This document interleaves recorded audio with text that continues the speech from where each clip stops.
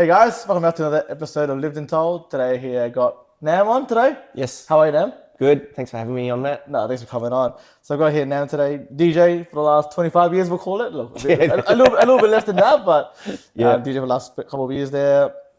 Teacher, social worker, keynote speaker, book writer, jack of all trades really. Yeah.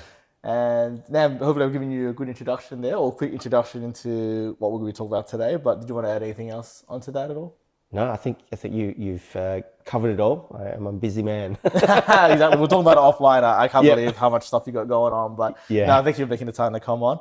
Thanks for having me. Now, we always start with a bit of a rapid fire questions, just for those who don't know you. Well, hopefully you guys do. He's done multiple podcasts. But anyways, we'll hopefully get into some questions that haven't been asked of you. But now, first question is, who would you want to be for a day and why?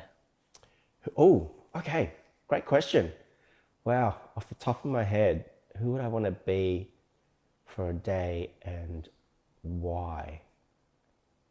Gosh. Okay. So give me who would I want to be for a day and why? You know what? Off the top of my head, so I recently rewatched a mini-series on Netflix about the Vietnam War, of the American War. Yeah. And there was a snippet of Muhammad Ali as a champion in the 60s. Yeah. And the American government were making the draft mandatory, compulsory. And he refused to go to war. He refused to sign up and go fight in Vietnam. And I think I would love to be Muhammad Ali for a day during that period. Yeah. Because he took a stand for his people, and as a consequence was put in jail for it. But it's such an iconic cultural stand in a period where there was high racial tensions. And so for me, I would love to be inside Muhammad Ali's brain for a day. Yeah. Just to feel what he was feeling, to sit there in a press conference and tell the whole world, I'm not going to war. You're not making me. Yeah. Just to feel that mindset, I guess, and also see what his support network was like probably during that time. And yeah, absolutely. The mindset of a champion. Yeah. A man who's fought against the odds.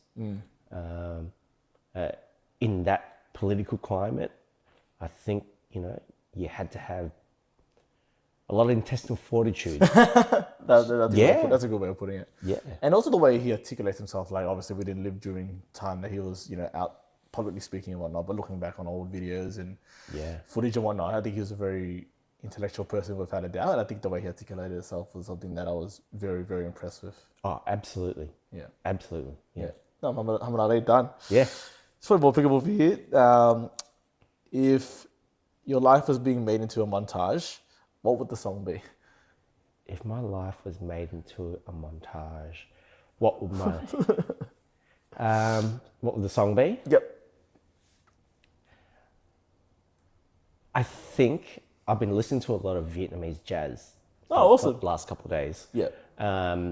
Pre-75, 60s jazz, Vietnamese jazz, Saigon jazz in particular.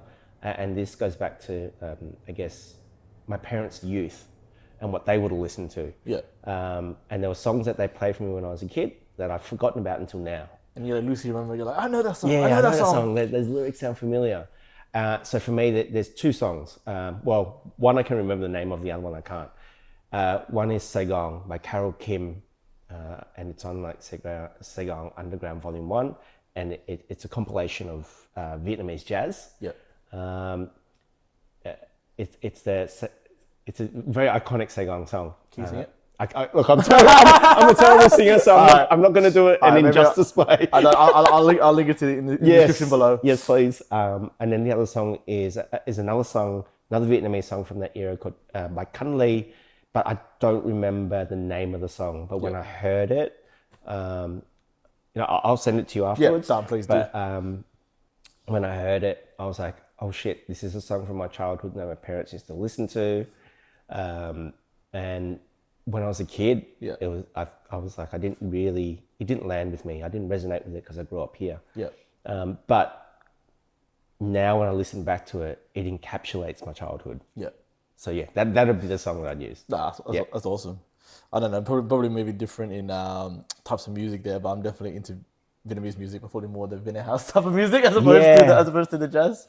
Look, as a DJ and trying to reconnect with my roots, especially from the music point of view and perspective, appreciating what my parents listened to during their youth, understanding Galung, right, which to me growing up was really depressing, but it was music based around war, grief, and loss. To what it is now, there's V-pop, there's rap, there's drill, there's Vina house.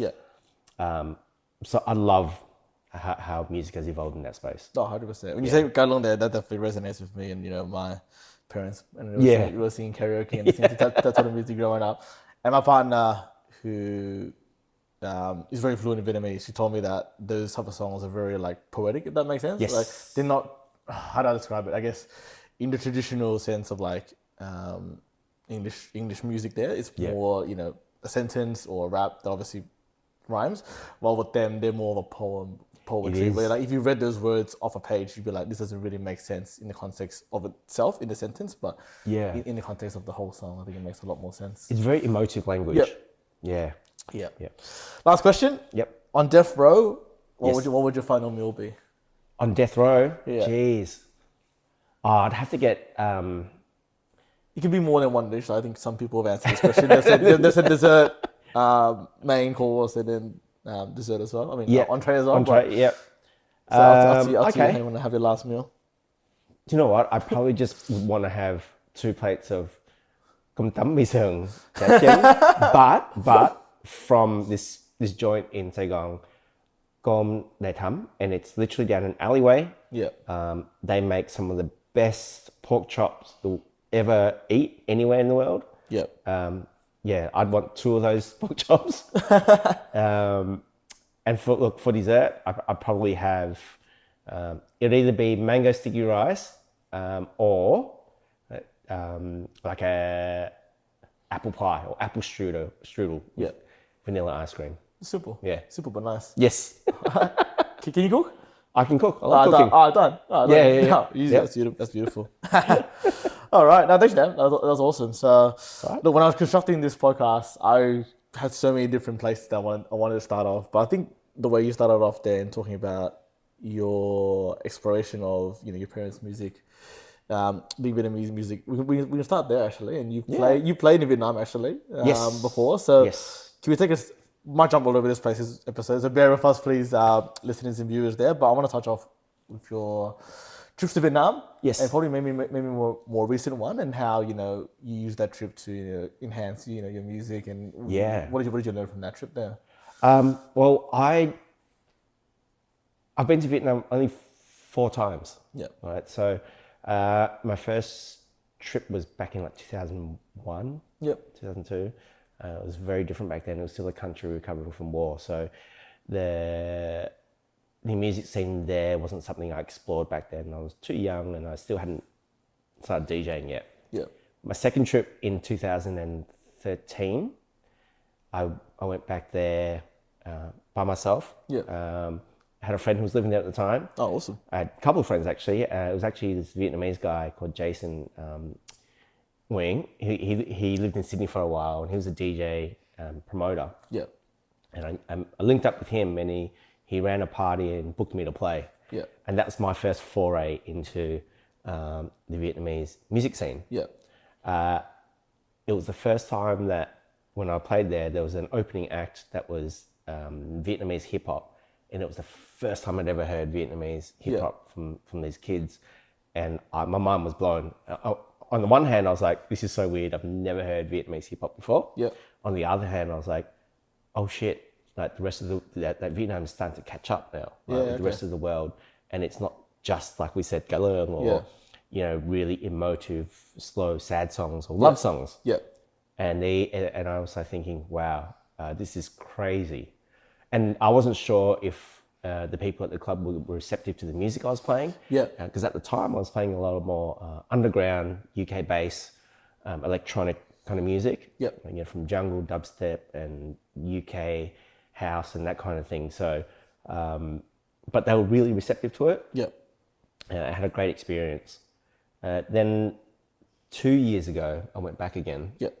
And this time I was booked to play at another event run by these guys called Pew Pew in Saigon. Yep. And they were running a weekly Saturday night. Yep. And it was at a club / bar, so they had 2 levels. Yep. And I was booked to play in the rooftop, and I had so much fun. You had fun, I had such a great time.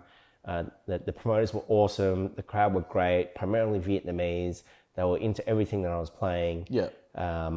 And, you know, I started searching more for, you know, what kind of music was being produced and released and what was happening. And yeah, I've fallen in love with all the music that's coming out of Vietnam at the moment, especially your SoundCloud producers. Yeah. Obviously, you got your big stars as well. And then you've got your Vietnamese living abroad producing now. Yep, for sure. Whether that's Twee, Pookie, Hien, who lives in Sweden, I think she does. She was living in New York for a while. But we've got so many talented creatives out there at the moment that we're spoilt for choice. Yeah. Yeah. Yeah. And how did you get, I guess, the, you know, line up for the gig? How does that work? Did someone reach out to you, or how does that work? Yeah, so over the years, I've just built relationships and connections. Yeah. And for this particular one from 2 years ago, I remember, this is actually a really good story, kind of. Nah, I'm sure it's good. I remember seeing, oh gosh, I forgot the name of the page, Colors, I think it is. Yeah. It's a really vibrant, cultural Instagram page that highlights different cities around the world and the music and the cultures that come with it and the subcultures that come with it. Yep. And they did a spotlight on Vietnam and in Saigon. And I remember listening to one of the songs on one of their reels, and they credited someone by the name of Maggie Tra. Yeah. She's part Cambodian, part Vietnamese. And I loved the song, and I commented and said, "This is great," and started following her. Yep. And we started talking on Instagram. Oh, awesome. Maggie, I think, lives in Sydney. Yep. Usually lives in Sydney, but had based herself in Hanoi during lockdowns. Oh, wow. And created a Hanoi community radio station near the train tracks, and did all these great things for the community. Yeah. And so when we reached out to each other, we spoke about, I really liked her music, I liked what she was doing. She came down to Melbourne and we caught up for lunch and we were just talking. And when she was in Vietnam, she met these Pew guys and just linked us up and said, "Hey, you guys do similar things. Yeah. I think you'd be great to link up." Yeah. And then when I went back, I messaged Lee from Pew and he said, yeah, we'll put you on. Oh, awesome. So that's how it all... And what's the lead time you generally get for like a gig, or for that one in particular? For something like that, I obviously, you know, when I worked out what dates I was going, I reached out to them and I gave them, you know, the dates that I'll be there, and that's just how it works. So it could be like, you'd want to, if you're planning like an overseas type gig, you want to have at least a couple of months in advance. Yeah.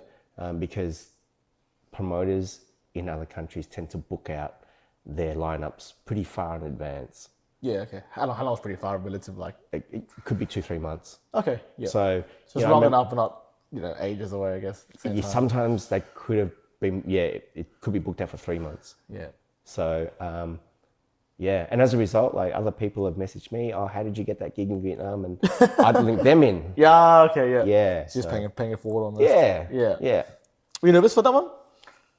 Not nervous, no, because the guys just made me feel so comfortable. Yeah. And I had friends there. Yeah. So it's real funny. Like I went back on my own, but I ended up having multiple people there at the same time, and they came to the gigs, and it was exciting, and it was fun. You know, it was a full house. Not nervous. No. You talked about how the Vietnam music scene is catching up to Melbourne. How would you describe the difference between the two? Is it more like if you went to a club or bar or whatever you're listening to music in Vietnam, would you say it's like 2 or 3 years what it was in Melbourne, or is it kind of, or they're completely different at this point in time? There is no gap Yeah. in terms of where they're at with the style, right? Yeah. Because obviously with the internet, the world's smaller now. So there's no more, I don't think that the idea that Vietnam is behind or we're in front exists anymore. Vietnam has a burgeoning music scene of its own that I would challenge to be bigger than what we have here in Australia. Okay. Vietnam has a bigger population, Yep. for one. Yep. Their artists are hugely supported by their own people. I think in Australia, there's a bit of a tall poppy syndrome, or there's also this really strange thing about not supporting your own artists until they've made it overseas. Yeah, or like yeah, there's a lot of favoritism towards the international artists. I mean, yeah, for various reasons, but I think that to your point, that definitely stands out. Yeah, so in that sense, Australian audience is quite fickle in that they're more than willing to pay $100 for a touring international artist as opposed to supporting their own local artists for like half the price or a fraction of the price. Yeah, yeah, and to me, I it's very hard for me to wrap my head around. Like, why aren't we supporting our own? Yeah. But in terms of the music now, you know, like there was a recent release by a Vietnamese rapper, Sung, I can't remember his full name, but he released it with Tiger. Oh, wow. So Tiger's half Vietnamese. Yeah, he is, yes. Yeah. Yes. Fun And fact. and that tune is like kind of like almost Afrobeats, but with Vietnamese lyrics. Yep. With Tiger on there as well. Yeah. So you can see there's a international reach now. Strangely, from what I've been told, again, this is coming secondhand, but artists like Twee, you know Twee? Yep, yeah, I love America? her. See her last year, I think she came to Australia, yeah. Yeah, so I met her. Oh, you met her also? Yeah. So my partner at the time was her makeup artist for the tour. Oh. In the Melbourne shows. This is the most recent one last year? Or the one before? Before that, Before so she did the Soul Fest. Yep. And then did a sideshow at the Nightcap The Nightcap. Is that, in Fitzroy. yeah, maybe I didn't get that one. I definitely went Soulfest, but I didn't get to the one in that. No. Yeah, so I went to the sideshow. Yeah, awesome. She is huge, a huge artist. I think she's amazing, brilliant artist, and extremely talented. Yep. And I love that she represents her culture. Yep. My understanding is that in Vietnam, doesn't land quite the same because most of the lyrics are in English. Yes, of course, yep. And there's a bit of a disconnect there. Yeah. So, and then when Vietnamese artists come over here, like, my understanding is it doesn't quite land the same because it's a smaller population, smaller country. It's a little bit harder to get that audience. In saying that, I have seen a couple of artists come over from Vietnam that have done really well. Yeah. Yeah. So in terms of music, from like ahead or behind, I don't think that's the question anymore. Yeah, okay. Does that make sense? It does. Yeah. A follow-up, this might be a really silly question to ask, but in terms of the skill of DJing, so mixing and whatnot, is there a skill gap there at all? Or with the internet now, it's kind of... Definitely not a silly question at all. Yeah. In my opinion, no. Yeah. There is no gap. Yeah. There are some very, very talented DJs out of Vietnam who are touring and who are doing incredible things as well. Yeah. Right. So it's just we just sit in a bubble here in Australia. So it doesn't land quite the same, but over there they're probably touring different Asian cities. Yep. Right. Yeah.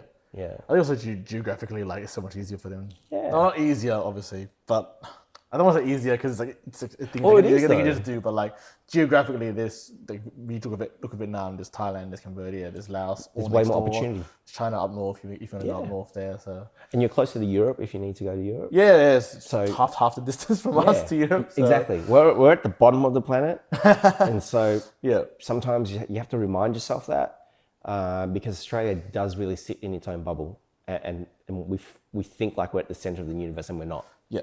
Yeah, There's so much more there is. out there for sure. Yeah. Next to Vietnam or near Vietnam enough, Thailand. How was your experience playing over there? Well, the last time I played in Thailand was over 10 years ago, and it was a fun experience. Yeah. My friends were putting on a party, and they were promoting a party. And I got to DJ. Yeah. One of the parties that I played at was actually on a boat under a bridge, this massive bridge. I can't remember the name of the river. We had to park the boat under the bridge. So it was just, it was a boat that was docked. Yep. Like an old school, like junket type boat that had 2 levels. And there were bands playing as well. And I was literally playing outdoors on a boat underneath this massive bridge that had a huge portrait of the king. Time King, that was pretty cool. That's awesome. Yeah, it was a great experience. The second time I played in Thailand, the boys had hired out a strip joint. Yep. So they completely hired out this whole like venue that was used for exotic dancing. Yep. And I was DJing in there, and they had a big crowd, and that was pretty cool. Yeah. I haven't played there since, but I would love to go back. We're playing in a different environment. Especially in 10 years and see how that how the nightlife, or even just the culture itself outside of that has evolved in 10 years since you last went there. For sure. Yeah. And you talked about it there, your friends, and even yourself there throwing parties. You've done that sort of part of your life, you've done that. How would someone throw a party? Like if I was, I want to go out there, host a party, have yourself, DJ and other people, how does that come about? There's a lot that goes on behind the scenes. Yeah. And so it's a good question, because these days you can run an event any way you want to, wherever you want, if you can find any venue. Yeah. But things to consider would be your budget, how much you want to spend or how much you've got to spend, whether you want to make it a ticketed event or not, whether you want it to be a free event. You got to think about, capacity. Yeah, like the venue, Yeah, venue capacity, how many people you want to bring to your event, what kind of music you want. Yeah. Is it primarily just going to be music, or do you want other activations in the space? Yeah. So, it's quite an open question. It just depends on where you want to take your event, and what is your goal around that? Like, what are you trying to do? What's the purpose of your event? Yeah. Yeah. If it's purely music, that's pretty straightforward. Okay. Like, find a venue. Yep. Suits your needs. How many you think realistically you could bring to the venue? Yeah. And obviously during this whole process, you're heavily coordinating with the owner. Yeah, the booker. Yeah. So the booker of the venue. Generally, you lock in a date, and then you work out. You got to do marketing. Yep, you got to market yourself. You got to market the event, promote it. You got to book your DJs. Yep. If it's a ticketed event, you might want to think about how much you're going to put the tickets for. Yep. Which ticketing company you're going to use, whether it's Ticket Tech or Human Tickets or... Yep. So there's a number of options out there, what's going to be best suited for you. And then again, your purpose, right? If you're trying to build community and you want to do a free event, then your parameters change. Yep.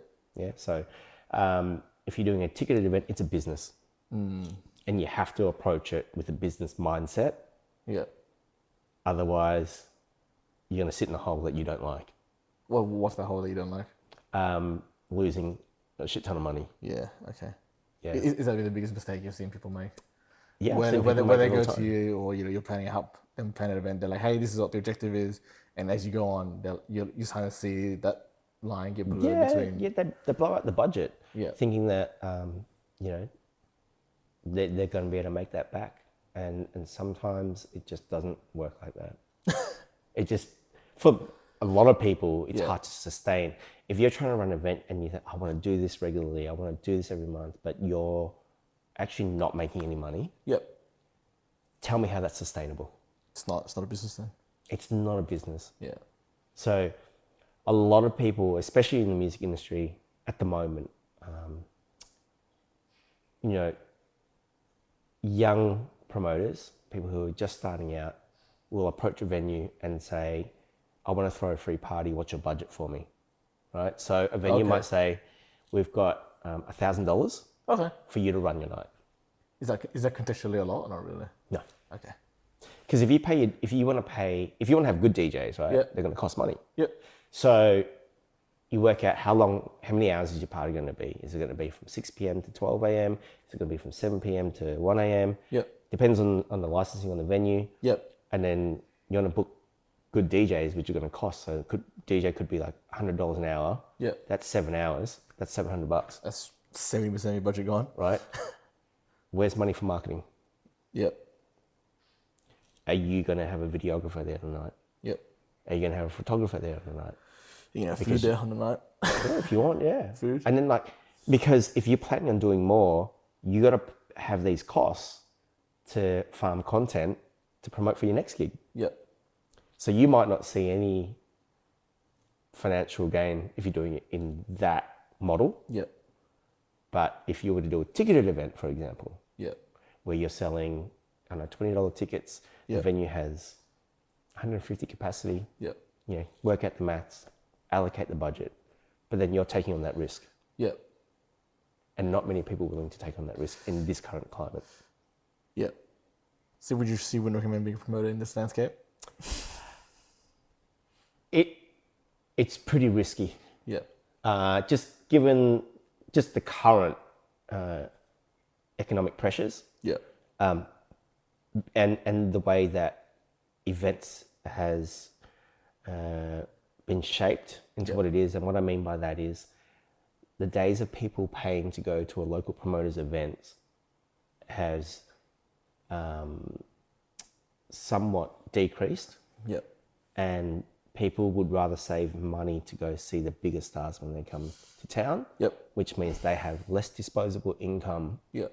To go support your local night. Yep. And that comes full circle to what we were talking about before, how like there's that not lack of, but less support for the the local artists compared to the international artists. Exactly. So how do you build your brand for yourself as an artist or promoter? Yeah. If those opportunities are not there because you're competing with bigger acts or bigger promoters who have a monopoly on the industry. Yeah. So I'm not saying it's impossible. Yeah. But there's a lot that has to go into planning an event. Yeah. Yeah. I wish it was as simple as let's just do it there. Here's the venue. Yeah. Here's the lineup. This is how much it costs. Yeah. Sign up. But there's so much more that goes behind. You have to have a team behind you if you want to run a really good event. Do it properly, yeah. Yeah, your DJs need to help you promote the event to their people. Yeah, because they're the ones that have the reach as well, for sure. Yeah. One line that I got from your podcast that surprised me was, I think when you were asked if you would recommend DJing to your son, your son was to be a DJ. I can't remember if you were being facetious about it or not, but you said no. Yeah. I think no, hell no was your response. Is that still hold true now? And if so, why? Well, no, it depends on him. Yep. So if he wants to do it, then I have the knowledge to share with him. Yep. So he has the ability to pick my brain if that's a path he wants to choose. I would tell him obviously of the trappings that are involved in that. Yeah. It just depends on where he wants to take it. Yeah. I guess the best analogy I have, and I'm going to refer to sports again. Yeah. The NBA has only so many places for the top tier. Yeah. Right? Yeah. Not everyone's going to make the NBA. That's the best in the world. Right? Yeah. So as a DJ, you got to find your pocket. Yep. Right? And you have to set goals of what is going to be achievable and what is not. And then how motivated and dedicated are you? Yeah. Right? And so for my son, that's something that would, if he really wanted to, would be the conversations that we would have. Yeah. Because being a DJ means that if you want to do it full time, how are you going to pay your super?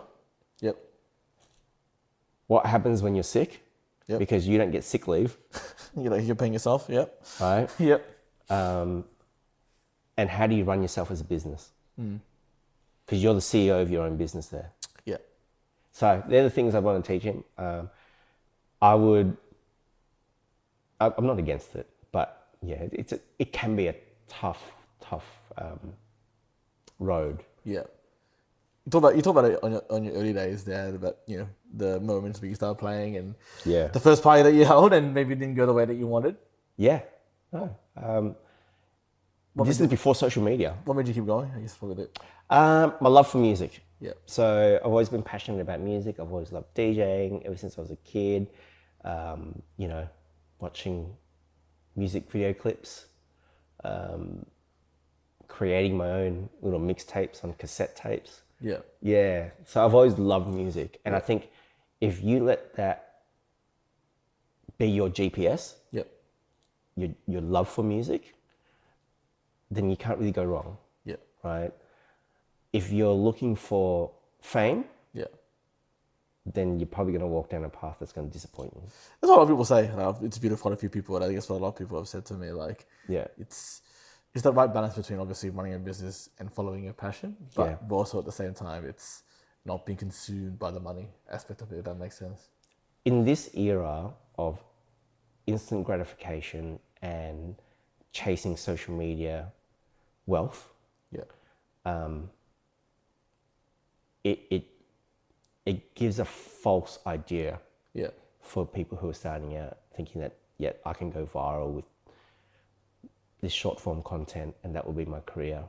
And the reality is it's not. Like if you were being a tour DJ, Yeah. and it sounds really glamorous, you're flying all around the world, you're touring, you're going to different cities. This is the reality. You see the inside of planes, Yeah. hotels, clubs, you're jet lagged. You never see the sun. No. And then on the days that you're not DJing, Yeah. you have to pay your own way. Promoters aren't putting you up at hotels. Promoters aren't giving you a per diem, Yeah. right? And this is for like a touring DJ who's kind of, say mid-tier and is getting to see the world a bit. And you can go away for long periods of time, right? Are you actually making money if you're spending money while you're on tour? Yeah. So they're the questions that I would encourage everyone to think about. Yeah. I think it's a question not just for DJs, but probably more for creators as well. Think about, the consequences, I guess, behind your actions almost, or more just have at the back of your mind the financial consequences or the contingencies behind it, maybe. Yes. Like I think you have to have a holistic approach to your goals. Yeah. It's okay to have a job to support your creative endeavors. Yep. Because at some point your creative endeavors might overtake that other job. Yep. But it's about finding that balance. Yeah. And you can try and put all your eggs in one basket. And kudos to those who do and make it. Yeah. I absolutely have a lot of admiration for people who can do that. But there has to be some kind of resources available for you to do that. Yeah. Right? Because if you got bills to pay while you're on tour and you're paying rent on a house you never see, what are you doing? Is that living? Yeah. But it's about finding that balance as well. Yeah, for sure. Yeah. Was there a moment in your DJing career where you thought, I made it? Like you've played, such crazy events, Stereosonic, Summer Days, Rainbow Serpent, you talked about it, you've played overseas in 2 different countries, or 3 if you count Australia, 3 different countries. Was there a moment where you're like, yeah, I made it? Or how do you, mindset wise or in your philosophy, kind of just bring yourself back to, I'm still Nam, I'm still human at the end of the day? How do you... I think for me, that moment would have been playing at Marvel Stadium. Yep. I was a kid, I've said this before, but I'm just a kid from the flats. Yep. And there I was standing in Marvel Stadium playing to 30,000 people. They weren't there for me. It was a Superbike champion. But the point is, I never envisioned myself being able to stand in a big sporting stadium DJing. I was DJing for like 8 hours. Yeah. And the halftime, not halftime, but the main act for that day for the event was Peking Duck. Yep. And they're huge. So, and I was on stage while they were performing, so I was standing right here just to there. Yeah. And for me, that was like, oh shit. A wow moment, Yeah. I think that's probably where I felt like, yep, I've made it. Another part of me that feels like I've made it is the fact that I'm still DJing. Yep. 20-something years, I'm still here, I'm still getting booked, I'm still DJing every weekend. I've seen so many people come and go. People who are 10,000 times more talented than me, but didn't have the, I guess, the persistence. Tenacity, to keep going. Yeah. Yeah. You're going to do a lot more shit gigs than you do good gigs. You reckon? 100%. So you reckon out of thousands of gigs, 100,000 gigs you've done way worse gigs than... For every overnight success you think you see, Yeah. you don't see the work that goes on behind. Yeah. So even, perfect example, DCR Milder, who recently toured Australia here recently. He's a Vietnamese Czechoslovakian guy. Yep. Fantastic DJ.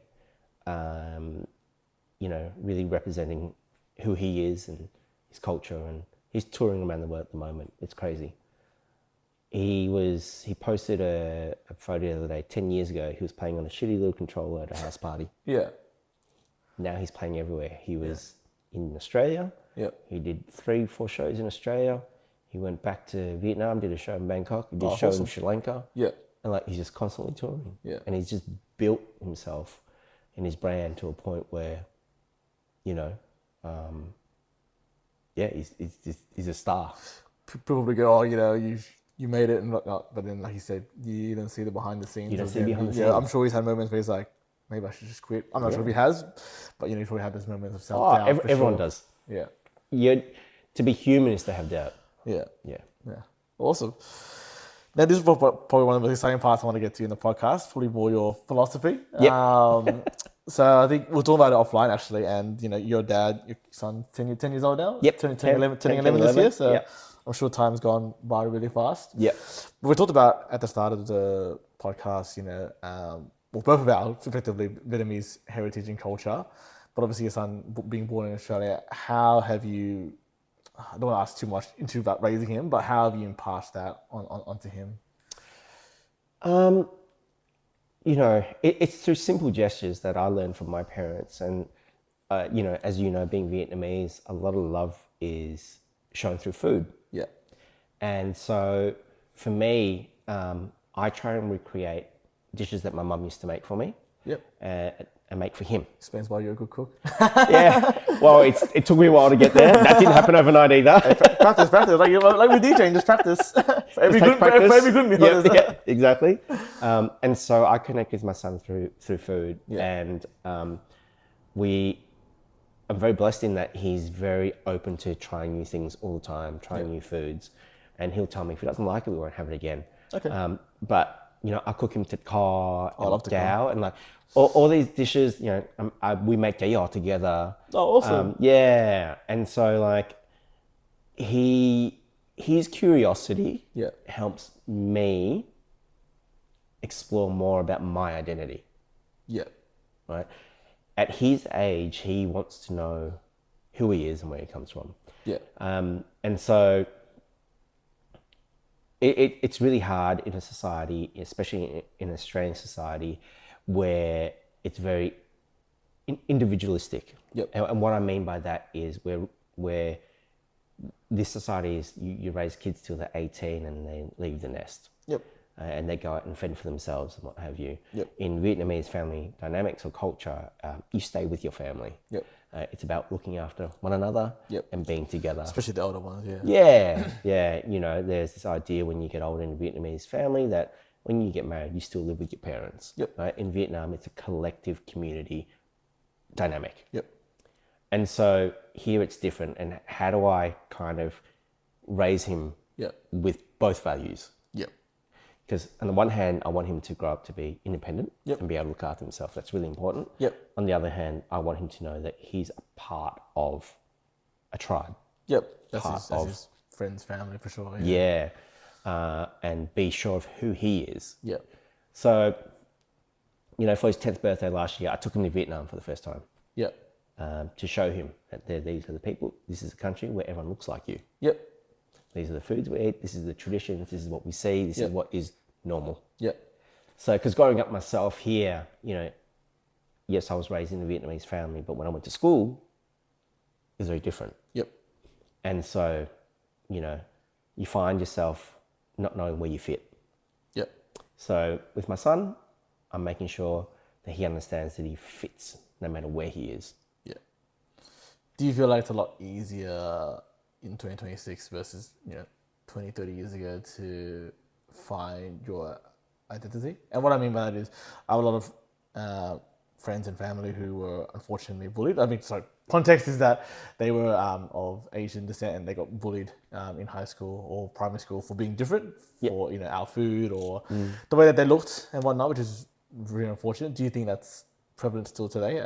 Being a dad and seeing that, or do you think it's a lot easier now, or a lot more kids are accepting of multiculturalism? Yeah. So Australia has progressed and evolved and become more accepting and having different cultures normalized. My fear is, given the recent, statements by One Nation and Pauline Hanson, that we're kind of taking a few steps backwards, and and all the progress we make in that sense is kind of being hitting a bit of a speed bump. Because when we're talking about multiculturalism, we're talking about being accepted and then things being normalized, and it's no longer strange or weird. And then we've got some of the leaders in this country talking about monoculture and telling us that you shouldn't have these other cultures. So it is easier.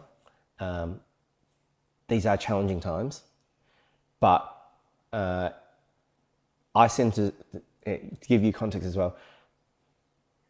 When I pack my kid's lunch, he gets a bento box style. Oh, awesome. So I will pack the car. He's asking me. I'm not making him. Right? Our parents back then, this is all they knew. So this is what they gave us. Right? 100%. What it was in the household, I would just chuck it into the lunchbox. Leftovers from dinner last night. Yeah, exactly. Yeah.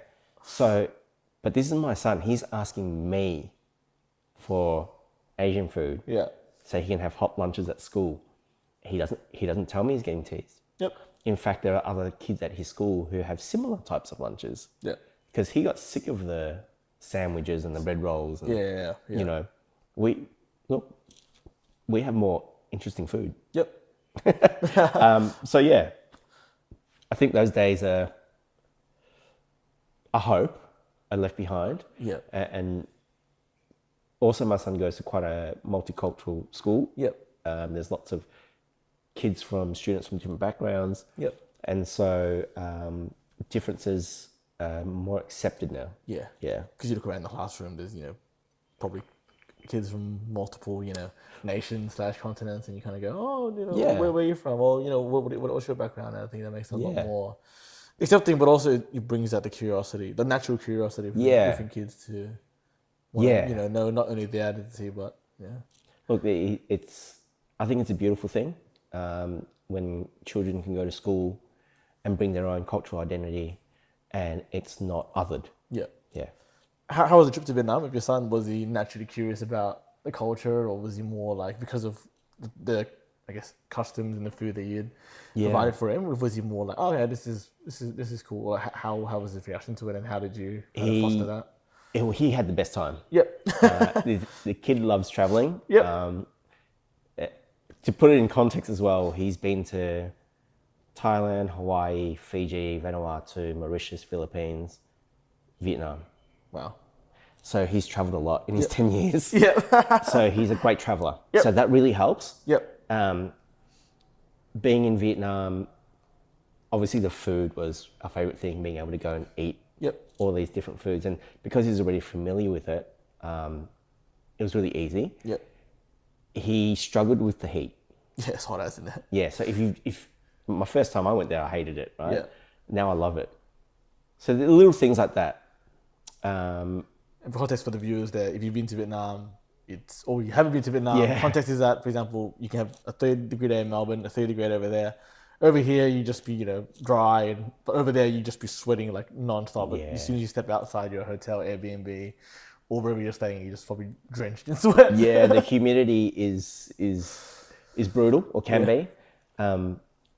But I was really mindful not to just keep him in and around Saigon, city life. And we took a trip out to Da Nang, which is 3-4 hours towards Cambodian border. And we went into rural areas, and we went into a mountain called Noi Ba Dang, which is where they have this huge Buddhist statue in the mountains. And we got to see the countryside, and we got to see the jungle, we got to see monkeys, and we got to experience what life outside the city is. And I was lucky enough to have a friend there, and she had invited us to her house. Oh, awesome. Which was like literally in the middle of, I don't even know how to describe it. These beautiful waterways and raw or like rice paddies, completely off grid. Yep. And we spent a few hours there hanging out with her, and it was so peaceful. And there was just Mother Nature, birds, water. She had geese there, and that's where my son really found peace. Yeah. Right. So, and it could be that it's a combination of, you know, his pop. So on his mum's side, his pop has a farm up in Cobram. Yep. And they go up there regularly. Okay. So getting in touch with nature and camping and that kind of thing. So when we went out to this area in Vietnam, Thailand, he got to see what the countryside was like. In a different country, yeah. In a different country. Yeah. Because, you know, concrete jungles, you can get to any city you go to. Yeah. But it was such a beautiful experience for me and him. Yeah. And quite healing as well, in that when I went with my dad, I had a horrible time. I was young, I was stupid. You know, I wasn't in the right frame of mind to be traveling at the time with him. But when I went with Ty, we had the most beautiful time. Oh, awesome. Yeah. Yeah. Yeah. Has your son shaped your music in any way? Or how has he changed you? Oh gosh, that's a big question. My son helps keep me grounded. Yeah. He reminds me, he's my biggest teacher. Yeah. So he reminds me to be present. And that's a really hard space to sit in with everything that happens in life. Yep. Work, bills, living, right? Yep. But when you have a child, the only thing they want from you is not presence, they want your presence. Yep. Yeah. So what that means is if they're saying, Dad, look what I can do, you put down everything you're doing and you watch them. Yep. And you watch the joy in their face at you acknowledging what they're doing. Yep. So he helps keep me grounded. He, funnily enough, loves music that I used to love as a kid. So really? he's gone through this whole Michael Jackson phase. Yeah. Because obviously the movie, but he already started liking Michael Jackson music last year before the movie was released. Oh, awesome. So just coincided with the movie coming out then. Yeah. And so like I'm getting to relive some of my childhood, and you know, he watches the video clips and he's trying to emulate the dance moves, which is something I did when I was a kid. Yeah. You know, he has his own Spotify playlist of music that he likes. Yeah. He's been to a few of my gigs. Oh, has he? Yeah. Oh, okay. So I've played at, obviously, at the Australian Open. Yep. You know, it's family friendly, so he came to that. I've played at the NGV. Yep. And he was able to come to that. And he just loves music, and his energy is infectious, and he just loves dancing. Yeah. So, you know, as I get older and he gets older, definitely he's going to be the one recommending me songs that I need to play to the kids. he's the one keeping up with the music. Yeah. Did it almost, I think, I use another sporting analogy there when I look at athletes when they have their first son or daughter, or both. For example, Roger Federer, Novak Djokovic, LeBron James. And you can almost coincide that moment in their life with a rebirth in their career. Did that similar impact happen to you when you had your son? No. When I had my son, I was like, I've got to wind down my DJing. Yeah. No more late nights, that kind of thing. Yeah. And, you know, it was... Was it hard? Well, yes and no. Like, in a way, I was probably ready to give up, but at the same time, I kept getting booked. So... A good problem to have in a way. Yeah. You know, and at the time I was, when he was born, I was studying full time and I had 2 jobs. So I was working at JB Hi-Fi and DJing. Yeah. So I kind of needed to keep DJing in that sense. Yeah. And the plan was to always wind that back to DJing. Yeah. It's been the opposite. Yeah. Yeah, there are times when I just want to throw in the towel and that I can't do this anymore. But it's so funny, like when you try and stop, or you try and quit, there's always something drawing you back in. Yeah. So what do you think that was? People just kept wanting me to DJ. So I know I do a good job, right? Yeah. So if you do something well, people will keep asking you to do it. I mean, at one point I was DJing full time. I wasn't doing any other work. Because I was studying and I was DJing full time. But then COVID hit, and so things changed. Yeah, of course. Yeah, you always got to pivot. Be ready to pivot. Is some advice, if I could give anyone advice.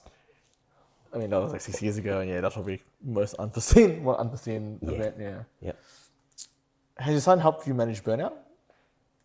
So a lot of people that I've interviewed, they talk about burnout mentally, also physically as well. And I imagine being a DJ, working generally at night time, comes with that fatigue and whatnot. Like, has your son coming into and giving you that restored balance in a way? I think nothing's ever balanced perfectly throughout anything in life. I think you have to shift your priorities, but him coming in, has that helped you recalibrate and manage that burnout, or how do you manage burnout, I guess, in general? Oh, okay. So working in mental health as my other job as well has taught me a lot about self-care and how to manage burnout.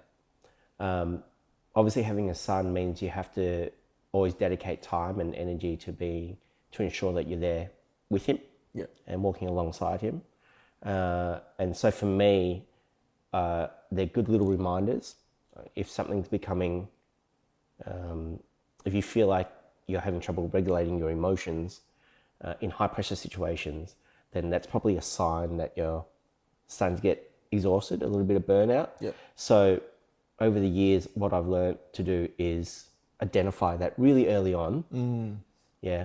These early indicators are telling you that you're tired, you're getting grumpy, you're not prioritizing exercise, or eating healthy, which means that you're not looking after yourself. And if you can't look after yourself, how are you going to look after your son?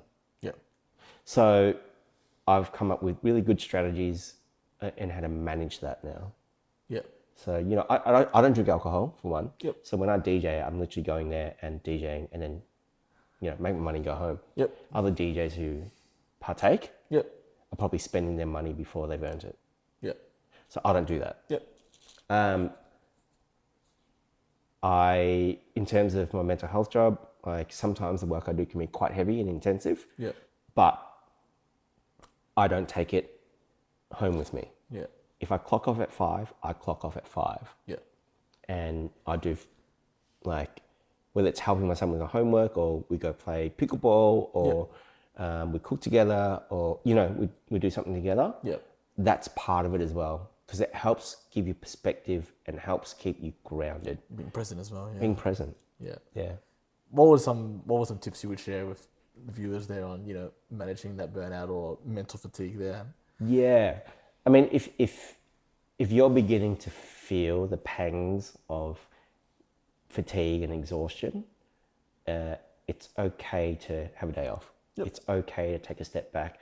It's okay to say no. Give yourself permission to say no. And a lot of people can't do that.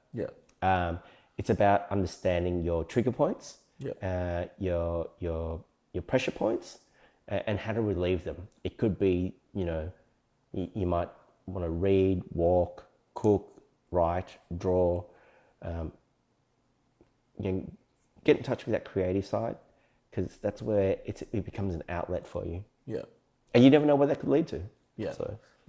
I think self-care is a lot more important than I think people give credit for sometimes. Absolutely. If you grew up in households like you and I, especially in Asian family dynamics, the idea of self-care or the idea of mental health didn't even exist. Don't want to laugh, but it's probably it was not something our parents, and that is because our parents grew up in survival mode.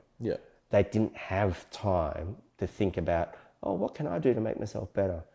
Doesn't mean you have to have the same mindset. They sacrificed to give us these opportunities to be able to have a better life. So don't feel like you're doing a disservice to them or dishonoring them by saying, I need self-care. No, it means that you want to do better. You talked about one of your podcasts there, Nam, about your parents there, and I can't quote it correctly, but it was about being accepting of them and what they knew as Yes. parents, Yeah. and how they applied it to, if you're listening out there, how have you taken that and applied it to yourself as a parent? Has it been a complete 180 where you've kind of not completely torn up what they've taught you, but you kind of go, no, I want to do it my way and learn along the way, or how have you approached that? So I think it's a journey. It was a journey for me, and it might be for others as well, because our relationship with our parents, especially in a immigrant background, it's always about what they know was best for us, right? And that's because that's how they were raised as well.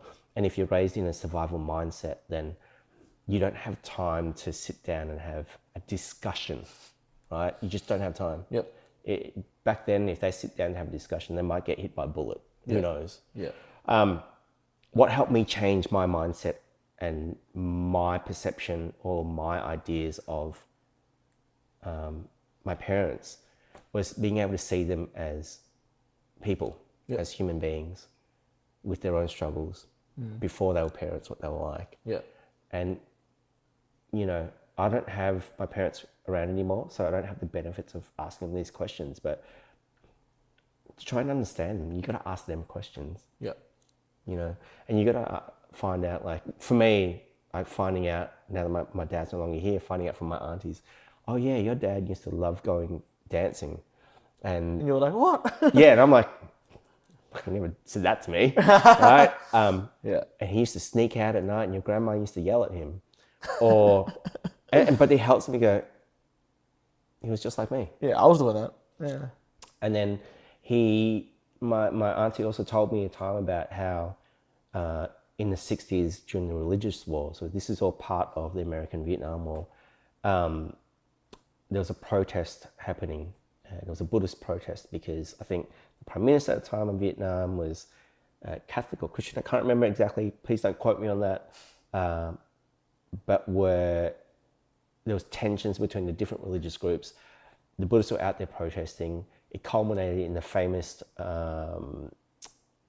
self-immolation photographs of Vietnam where a Buddhist monk set himself on fire in protest. Now, I didn't know this, but my dad was running out there protesting. Wow. And so my auntie, we told the story about, again, how my grandma would he'd get home and yell at him, right? You could get killed out there. And then, me connecting the dots, he was out there protesting in a country where at the time, the police and the army were shooting protesters. So he could have easily been killed. Not like protesting here, where you have a few scuffles and you go home, right? But it helped me see my dad as a man of values who stood up for what he believed in, not just the angry father. Does it almost, in a way, humanize him in a way? Where, like, absolutely, within an immigrant household, we kind of put, rightly or wrongly, our parents on a pedestal there. Like you said, their word is kind of gospel, and like you said, that survivor mentality or the way they raise kids, right or wrong, is what they knew. Did that, learning that stuff about him kind of humanize him to you and be like, hey, I was doing that kind of stuff, or wow, he really did that? Absolutely, because I think Vietnamese family dynamics work on a hierarchical concept or basis. And so there's a unspoken word about being respectful to your elders, and you always never kind of speak back. And so for me, breaking down those walls and seeing him for who he was really helped me see him as a person, not just a dad. And that's where I softened up my view and my relationship with him, because it was filled with tension growing up. Yeah, of course, But now I go, he was in a country where he didn't speak English. He basically risked his life or our family's life to come here for a new beginning. And then he had to deal with, and when you're growing up, you don't think about it, he had to deal with not only loss of home, loss of family, loss of friends, loss of culture. Identity. Right? And so, and then he's raising his kids in a country where they're rejecting. Because for me, for the longest time, I didn't know where I fit. I rejected my Vietnamese heritage. because I wanted to fit in with the rest of the, you know. And I didn't fit in either. Yeah. So that was, you know, trying to understand that. And so now it allows me to go, well, my father was probably trying to navigate that as well. Yeah. Like, he named me after the country. My name's Nguyen, Nam Vic. So my real name is actually Vic, not Nam. Yeah. Right? He named me after that country that he left. Yeah. And I didn't understand, you know, the gravity of that. I laughed about it through the years, and people go, yeah, you named after the country. It's like, yeah, I was. You're like, yeah, cool, move on. Yeah, right? But the reality for my dad was that he was grieving. It meant something to him. Yeah, he was grieving loss of country, loss of home, loss of family. And I didn't have the emotional intelligence or the capacity to understand that part of his world. Yeah. And only now can I start to see it as I'm being a dad. Yeah. Yeah. Do you have regrets about your relationship with your dad? Regrets? Yes and no. You know, over the years, I think the concept of regret didn't really align with me, because everything happens for a reason. Yeah. And you can't go back and change the things that have happened. And you know, that whole saying around, if you cling on to the past, you'll be depressed. And if you think too much about the future, you'll be anxious. Yep. So for me, I've made mistakes. Yep. I've had to own it, had to accept it. Yep. I can't change it. Yep. Do I regret it? No. Do I feel bad? Yes, but should I hold on to that? No. So that's my approach to that. Yeah. Yeah. Did it take a while to get to that? Oh, 100%. Yeah. Yeah, it takes a lot of self-exploring, a lot of looking within instead of looking outside to really understand that part of yourself. Yeah. Yeah. Yeah, okay. It takes time. What does it mean to be Australian Vietnamese to you now? And how would you, I guess, help? I like to call myself young. How would you help someone young like me, you know, understand and fit into the landscape of things of where we are currently, and you know what you've been through in terms of, you know, your life journey and experiences as well? I think being Vietnamese Australian, you have to embrace both identities. You take the good parts from each and make it your own. Yeah. Okay. I think it's really important to connect with your ancestors and connect with your homeland and connect with where you come from. I think that's a really important journey for most of us to go through. Yeah. It's not easy because, and this is from my own experience, I guess. On the one hand, growing up here, I'm really comfortable here, but you know, given the current political climate, I do have thoughts in my head where I don't feel accepted again, right? Wow, yeah. So you've got the Rise of One Nation who oppose, this is the leader of One Nation in the 90s said, we're getting swamped by Asians. Yep. Right? Yeah. So that rhetoric, 30 years on, she's still here. Yeah. She's not saying those exact words, but the actions or the proposed actions, if they were to be elected, kind of align with that philosophy. Yeah. Yeah. So when I try and look at it from the whole perspective, political, social, personal, it can be challenging. Yep. Right? But at the same time, we got to learn to celebrate yourself as well. Yeah. You know, your diversity is what makes you unique. Yeah. For most of us, we have a second language, or at least we understand it. Yeah. Which is a beautiful thing, because not everyone in the world can speak two languages, right? Yep. Or understand two languages. Yeah. I think, I think that, you know, we just, like I said, just really got to embrace who we are. Yeah. It's almost like not one answer fits all. If that makes sense. Like, it's not one. It doesn't apply. It doesn't apply to obviously just Vietnamese Australian, but you know, if you're Australian and have a second culture as well, it's like you said, that balance between, you know, assimilating within Australian culture, whatever that means to you, but also your heritage and whatever that means to you as well, whether that be, you know, understanding your ancestors, going back to that country. If you don't want to do that, that's fine. Maybe experiencing the food here, with great food scene in Melbourne. Maybe just experiencing that is enough for you. Or for me, that's what I think maybe the answer is, and what you're trying to tell me. Yeah, and do you know the other thing that I in particular with Vietnamese Australians, I think, especially for your generation as well, is learning that to heal. Not that it's your responsibility, but learning how to heal from conflict that happened 50 years ago. Yeah. Because that has a lot of impact on our parents, our grandparents, and how they've lived their life. Yeah. And we're now given this opportunity to change that narrative. Yep. To break that within yourself, and if you are to become a parent, to see if you can. You don't have to carry on their trauma. You don't have to carry on their pain. Yeah. And if you were to go back to Vietnam now and you speak to the next generation, for the most part, they'll tell you, why are you talking about the war? It was 50 years ago. Oh, really? That's their mentality too, was it? Yes. Oh. So in Vietnam, for our parents, or for many of the Vietnamese diaspora in this country and around the world, the war is still a very ominous ghost that sits behind a lot of our elders in the community, because of the displacement and loss and grief. In Vietnam, April 30th is considered Reunification Day, so it's a day to be patriotic and nationalistic.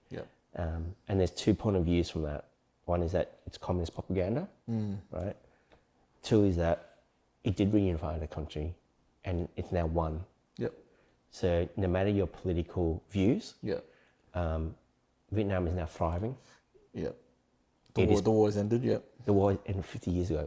When I go back there now and I see all the infrastructure, buildings, people, compared to what I saw in 2001, is night and day. So in 2001, when I was there, I still saw remnants of war on the streets. What I mean by that is seeing amputees on a wooden plank with makeshift wheels pushing themselves along the street begging. Jesus. Right? That means going to a ferry port and watching an amputee with no arms, blind, singing to make money, to survive. Jeez. Whether that's been pushed out of the cities, I'm not sure. But it's not as confronting as it used to be. What's changed in 20 years? A lot has changed in 20 years. A lot has changed in 10 years. And I'm sure if you go back another 10 years, it'll be a lot different as well. And we've got a sky rail in Saigon now. Do we? Yes. That was awesome. When I was there, because my son's also been to Japan, when we were in Vietnam last year, we went through this new development era in Saigon. I think it was District 2, and he goes, Dad, this feels like I'm in Tokyo. All right, so progress is good. Yes, there's collateral damage from progress. But learning about where I come from helps me reconcile growing up here. This thought just came to me when you were talking about it there, Nam, about how when I kind of introduced my background and say my parents are from Vietnam, I kind of lead on with, or the person that asking me, they kind of lead on with, what made them come to Australia? And I think bringing up the war, whether that be as part of me telling their story or that person having a natural curiosity, might still bring that ghost, into it potentially. It sits there. It sits there. I think that, I don't think it should be forgotten. I'm not saying that at all. But it is our job. I feel like it's on me. And again, it's not for everyone. But a part of that is the healing process, is embracing. This is what happened. I have this beautiful life here with my son now because of the sacrifices they made. And eventually when I'm older, I want to go back and live in Vietnam because I want to reconnect with the motherland. Because this is where all my ancestors come from. This is where I belong. This is where when I walk on the street, I don't have to worry about if someone's looking at me like they want to kick me out of the country. Mm. So they're the things that I'm learning as I go. Yeah. Yeah. Maybe a loaded question, but could you ever see yourself living a Vietnam? Yes. Yeah. Oh, you didn't even think about it? Didn't think about it. The only thing that would probably prevent me from doing that is obviously, well, one, my son, as he gets older, and my partner. Yeah. So whether we decide together, Yeah. that's something that we want to do. Yeah, of course, strong decision for sure. Yeah. But I think it is, I've played that scenario out in my head many times, and I've thought about, well, how can I do that? Yeah. And part of that is also like becoming a teacher. Yep. So that when I'm a bit older, I have that qualification. I can go back, and I don't just want to move back and take from the country. I want to move back and give back to the country as well. Okay. Yeah. If that makes sense. Yeah, it does. I just don't want to be another Yik Gil who goes there and ravages the place because it's cheap. Those digital nomads and just work everywhere and just kind of just take away. Yeah. But I would love to be able to go back and give back. Yeah. As well. Yeah. But we'll see. Done. If you ever move, I'll hold you to it. We'll do a podcast in Vietnam. Yeah, for sure. Done. I love to do that. Yeah. No, awesome. No, that's really awesome. Man. Thank you for sharing such deep and personal insights about yourself. Is there anything else you want to touch on in terms of like, your philosophy towards, I guess, culture? No, but I think the message is to be kind to each other. Yeah. And to yourself. Yeah. I think it's really important to understand what that means. Yeah. But yeah. Okay. And keep creating. Keep creating. Yeah. Keep creating. Yeah. Everyone's got a creative side, whether or not you think it's painting, playing sports. Whatever it is. Whatever it is. Just You might not think it's creative, but it is. Exactly. Yeah. It's the expression of yourself. Yeah. Yeah. I've got some mini questions there now about, your DJing. So maybe we'll come back full circle to your DJing career. So hopefully these are short rapid fire questions about it. But what was the best gig you've ever played? The best gig I've ever played. Look, my favorite gig that I've ever played would be at the Morty Fest, which is down in Morty Alec by the beach. Yep. There's a stage there where they've set up and the sun sets as I'm DJing. Oh, that's awesome. Yeah, and what I love about playing it, that one, and normally like the crowds are huge. It's all families. Yep. Teenagers and parents and grandparents, and my son gets to come. Oh, and awesome. So he's dancing at the front, and that for me is my favorite gig, right?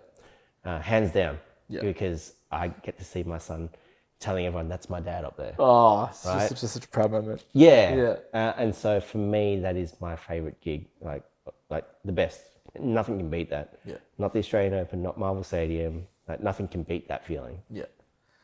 Yeah. Starstruck moment when you met someone or saw someone or said hi to someone that made you go, wow. Starstruck moment. Probably meeting Tom York. Oh, awesome. From Radiohead. Yeah. Yeah. At Rod Laver. Yeah. 10 years ago, more than 10 years ago, actually. And just realizing, oh, wow, he's really short. but commands such stage presence. Yeah. And he's an incredible artist. It was very lovely. And I was starstruck, like as in I couldn't really talk. Yeah. Yeah. I think that was a moment for me. Hope you don't get in trouble for this one. Best Melbourne venue. Best Melbourne venue.